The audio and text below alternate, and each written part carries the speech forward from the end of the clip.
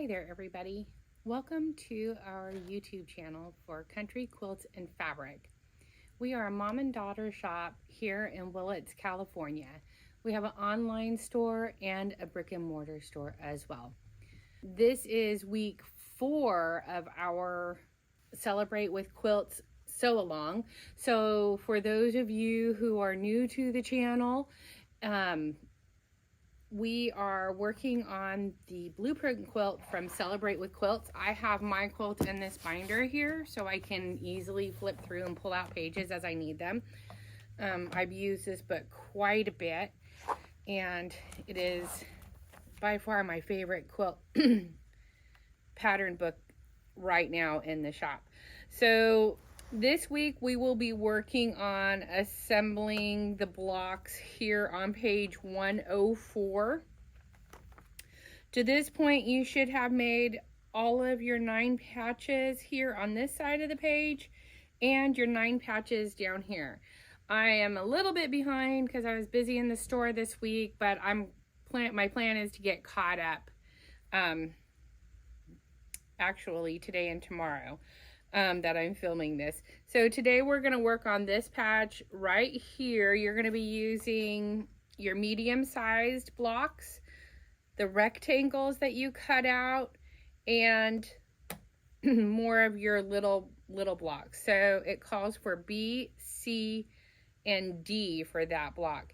And the color placement is not so important on that block. It's a very scrappy block. Mix it up and have fun with it. So as far as things that I have been doing this last week, I have been busy in the shop with an online sale that we've had, and because of that I haven't had a lot of chance to do very much stitching. I have made some progress on Easton's quilt.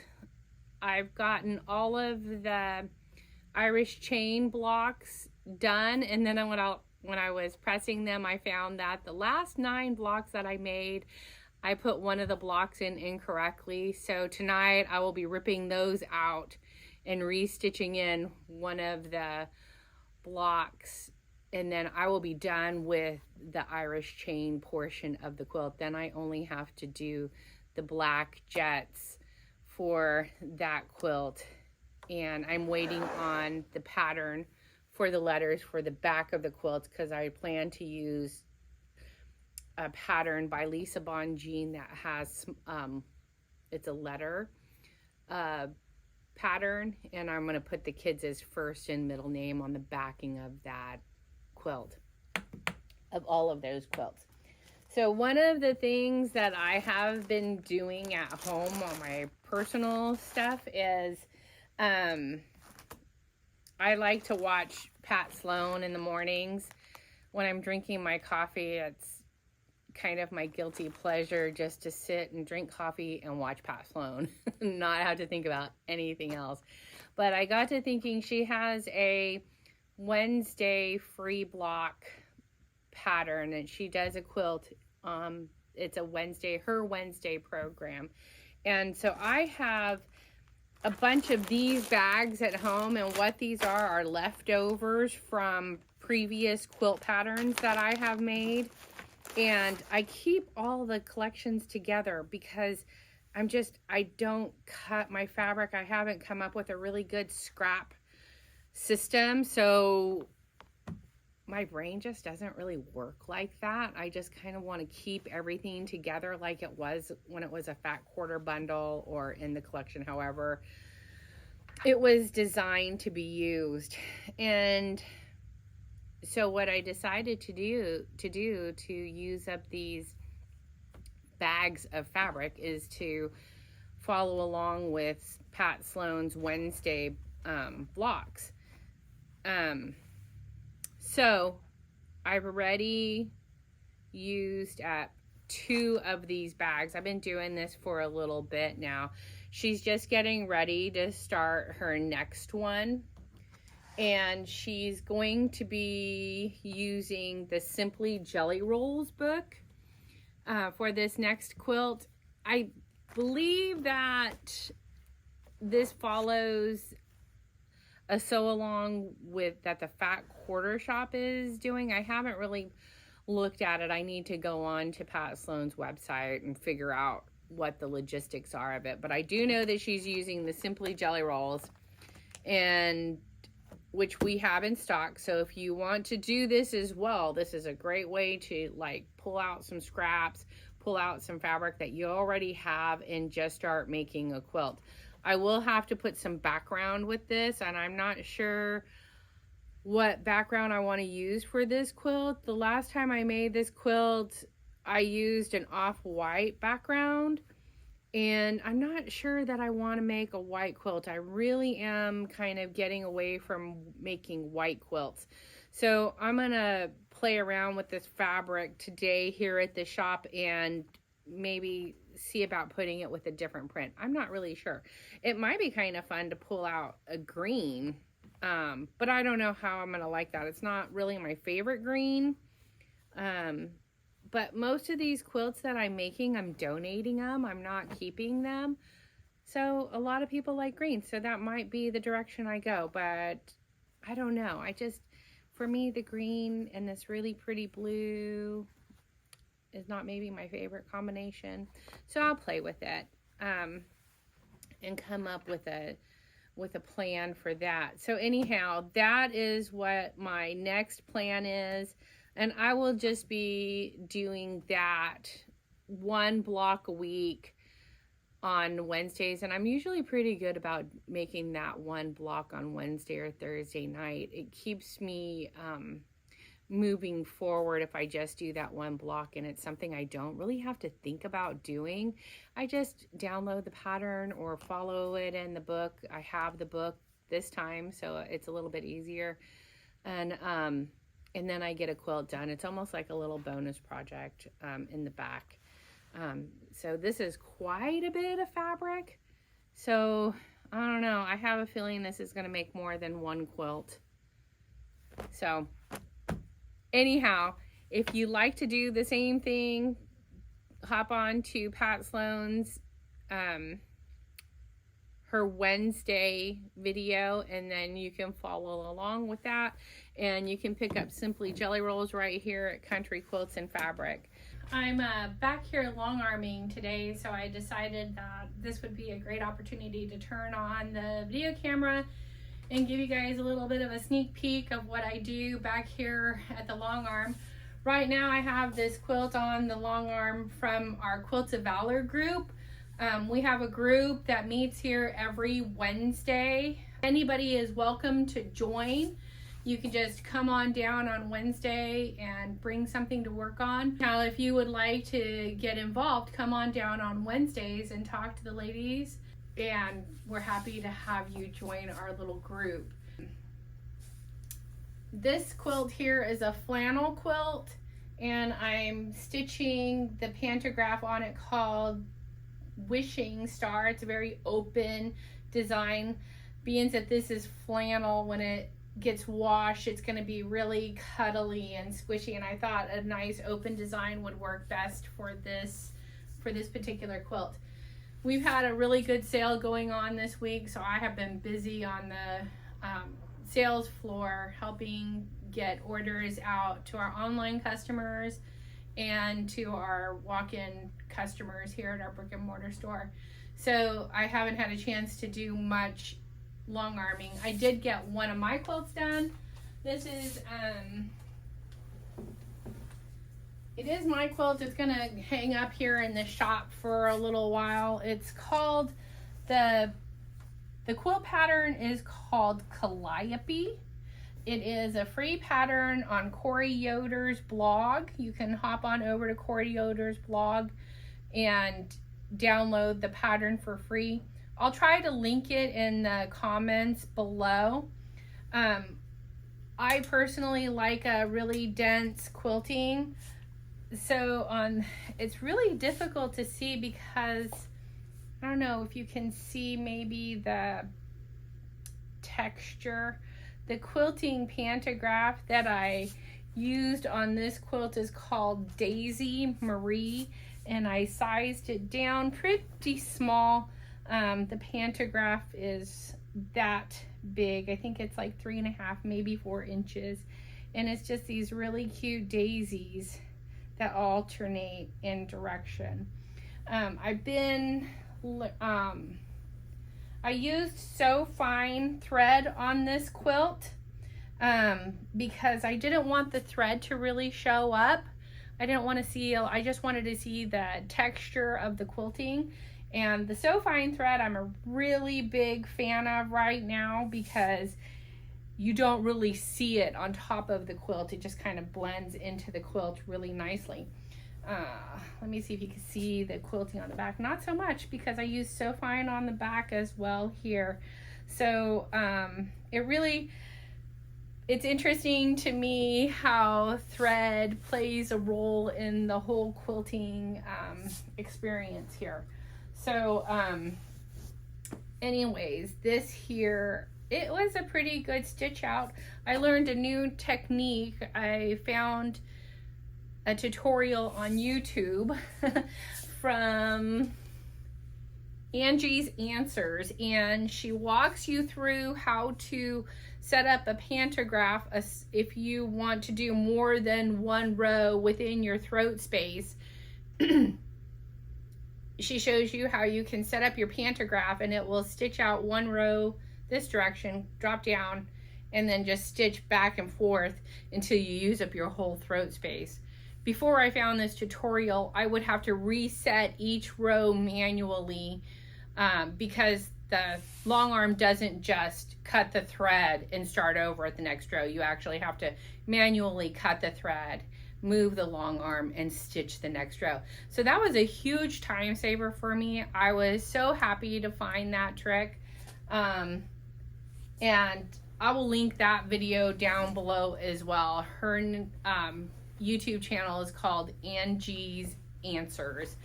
Another lady who I have been following is called Megan Best. She has some really great tutorials on YouTube for doing different things with your Pro Stitcher.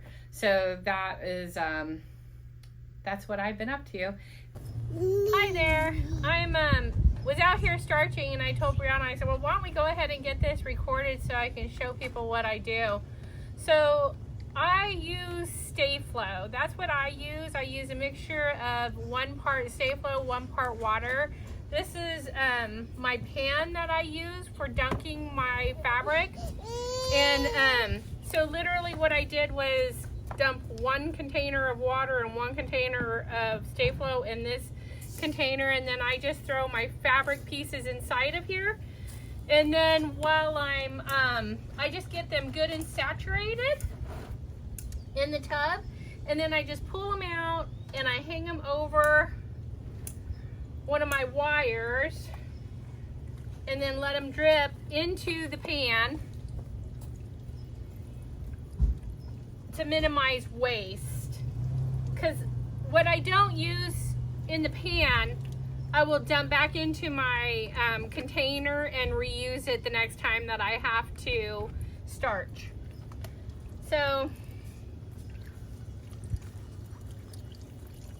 as you can see on the other end there, I did the background is all starched and hung up, and it's drying already. And so I just let it drip back into the pan. A couple of things that I have found really help is that I don't hang my fabric out to dry when it's really windy. The wind, come over here and help me please. The wind takes some of the stiffness out of the fabric. So I put it in a low wind area. Our friend is losing it. What, do you want to come over here and help me? And so then I just hang it over the edge here and let it dry. There's no real science to this.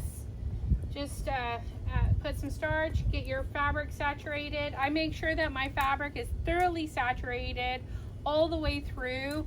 I don't let it partially saturate. I start out all of my projects like this When I don't, I wish I had. It just lets me move through my project a little bit more quickly and accurately without as much effort. I feel like I have to work a little harder to get the accuracy that I like when I don't starch.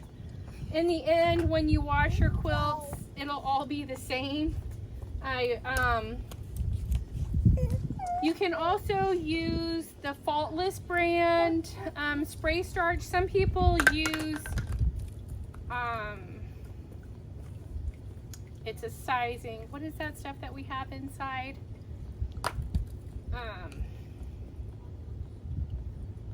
I have some inside. I'll show you later. Sorry, it's leaving me because I don't really use it that much. Anyways, my brain doesn't work these days. Sorry. I just can't think of it. I can see what it is. I just can't think of what it is off the top of my head. Anyhow, you can use spray starch. I don't prefer spray starch because I feel like it's just a lot more effort to get your fabric completely saturated the way that I saturate it with the Stay Flow. I just use this big tub. You can use a dish tub. You can use any pan that you have available. Some people put it into a garden spray bottle where you can pump it and then spray it onto their fabrics. That works well too. When these are dry, I will take them inside and I will show you guys how I press it. I do use steam when I'm ironing. I'll go over all that when I'm inside. But, so anyways, this is, come here, hon. Come here.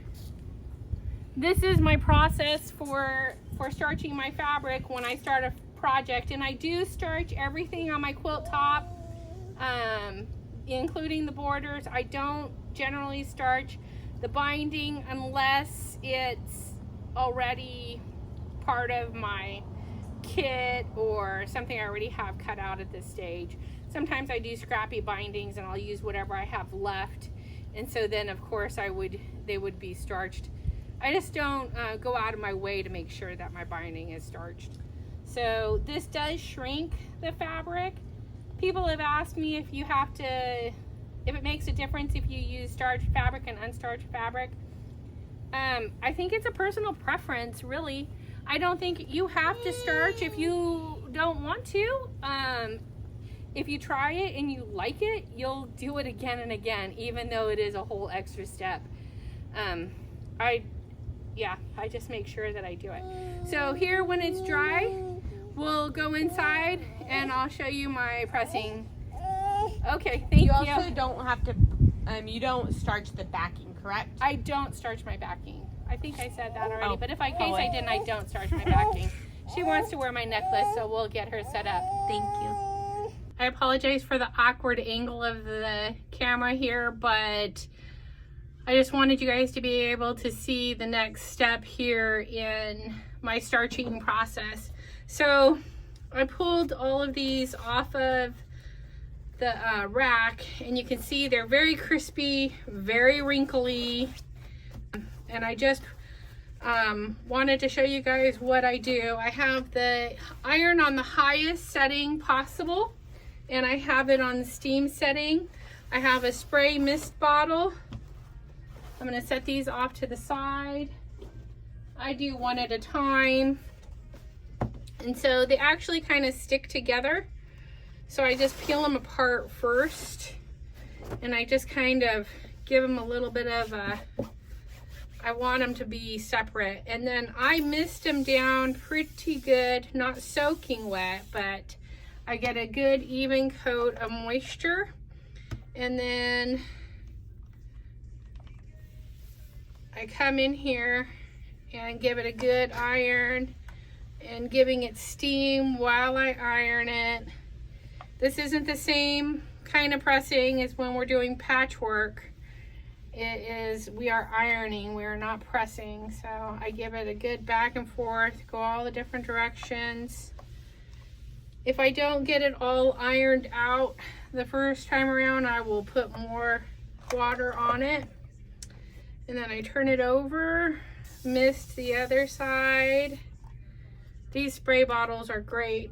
They give it a nice light mist of spray without getting it too wet.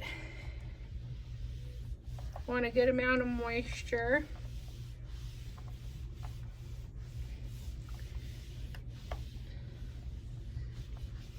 Do this after a stressful day at work, and it really makes you kind of slow down and press the fabric. If you can't get out in the garden to smell the roses, get in front of your ironing mat. Here's the crease. Moisturize it. Kind of help it out a little bit. It's pretty stiff there. Come on with the steam.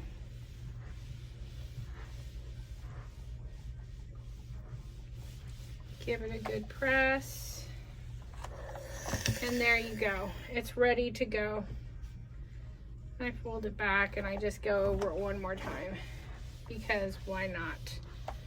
And I will just go through, and here's my 1/4 yard piece of fabric and it's ready to go. So I'll do that again. I don't rush through this process. I really want my fabric to be nicely pressed. I don't like wrinkles, and this is a process, but I've just added it to part of what I do to make a quilt, and I don't even feel like it takes extra time because it's just part of the process.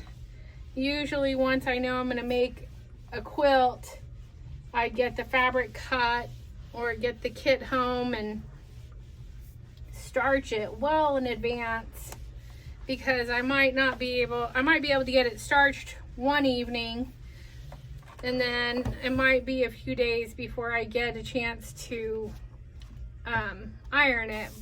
So if I get it done well in advance, I'm not pressed for time. It's ready for me to go, and then I just keep it in a storage box.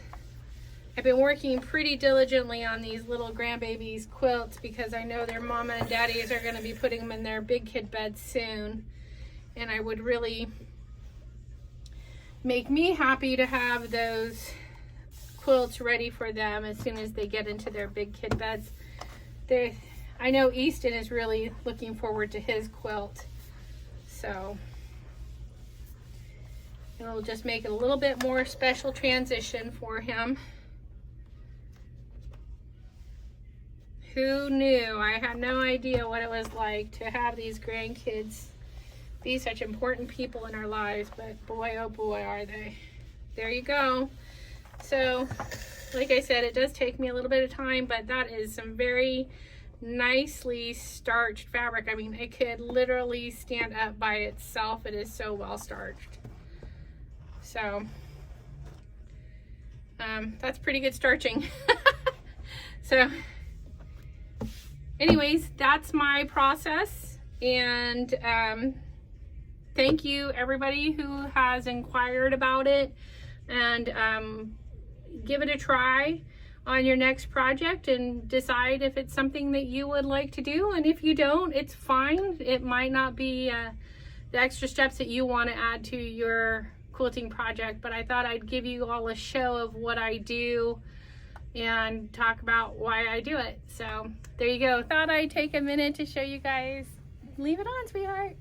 I thought I'd take a minute to show you the brand new Christmas line that we got in. I think it is just adorable. So bear with us with our little helper.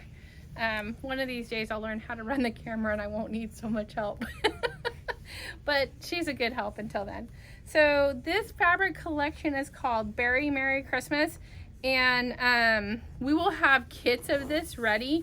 So this is one of the patterns, and we'll have a shop sample up so you'll be able to see it next week, hopefully. Here's the other pattern. I saw this when they were showing us the Christmas lines, and I was just like, that is so Mendocino County. So I hope everybody loves it as much as we do. It has a really pretty panel. Ooh. And so here is a Christmas tree print. This is one of the prints. It has little snow sleds, cardinals, and tree houses in the snow. A really pretty Christmas green with a crackle background and snowflakes on it. And our bears with sleds wearing scarves and hats and such. Just cute, naughty little Mendocino County bears. A really nice crackle background that mimics a wood grain. I suspect we'll probably should order another bolt of this because it probably won't last very long. That will go good with many different collections and fabric. You could use it with just about anything. And it's in both of the backgrounds on the two patterns that we have. The other fabric here is a nice little pine cone toss. The sleepy teddy bears in a toss. Sleepy teddy bears with a black background. A black and white check. Kind of speaks for itself. Black background and red cardinals. And the little green is looks like fir with a red berry in the center, a fir tree. And then, or it could be passed as mistletoe. It could, but I think it goes with the fir because we have the sugar pine over here. Yeah. Oh yeah, I think it's this just the sugar pine. Shrunk down in size. Oh, maybe they think it's a cardinal. Yeah. And then this crackle is the same. It's consistent all the way through all of the backgrounds. And this is the same as the green earlier, just in red. And here's all of the bears' paraphernalia, their mittens, their hats, their earmuffs. And ending with a really pretty red and black check. So be thinking Christmas in July. Maybe we'll have some event for Christmas in July. I'll show that when it's quilted. Oh, so I didn't know if you showed the patterns already. My brain isn't working. Yeah, you did in the beginning. I did. Pregnancy brain. We also got Lori Holt's new fabric line in. We didn't get the whole line. We have the pre-cut so that way we can do the scarecrow. I haven't got the patterns yet, so as soon as I get the patterns for that, I'll show you guys. But you guys could be watching for that. So if you thought you wanted to make the scarecrow quilt, I plan on doing it. I think that one's totally adorable. So when I was doing the starching portion of the video today, I had lost my mind and could not remember for the life of me the name of Best Press. Honestly, it's just because I don't use it very often. We do have it here in the store available for sale. But Best Press is a sizing. It doesn't really work so much as a starch. It just adds a little bit of body to the fabric. Not a stiffness. It won't get stiff. Now I have heard of people using this as dunking it in the same fashion that I do with the Stay Flow. I feel like that would be cost prohibitive for me personally. Best Press is not the cheapest item to get a hold of, and when you're doing a lot of starching, I don't know, you'll have to just make that decision for yourself. It does work as a great spray if you want to just add a little bit of body to your fabric and not get the full starch effect. So that's Best Press, and it comes in a lot of different fragrances. And then this is scent free if you don't like any scents at all, and it literally is scent free. It's nice that way. This is Faultless brand starch. This is the heavy finish. They have different finishes that you can buy in the stores. I carry heavy finish here in the shop, and I do use it periodically for different projects. It just depends what's going on, but like I said in my video, whatever I'm gonna do to my fabric, I do it before I start cutting the fabric, and I treat all of my fabric the same. So it just depends on the project that I'm working on today. Again, this is Stay Flow. This is the product that I use, and I use it in a 1-to-1 ratio. That is my preferred method to use it. So I would like to thank you all so much for watching our video and following our YouTube channel. This has been a lot of fun. I'm learning a lot. Hopefully the videos get better and as I progress. Thank you again for following us and watching our video and supporting our store and our YouTube channel. If you like what you have seen, please like and subscribe. Remember that you can find us on Facebook, Instagram, and now on YouTube.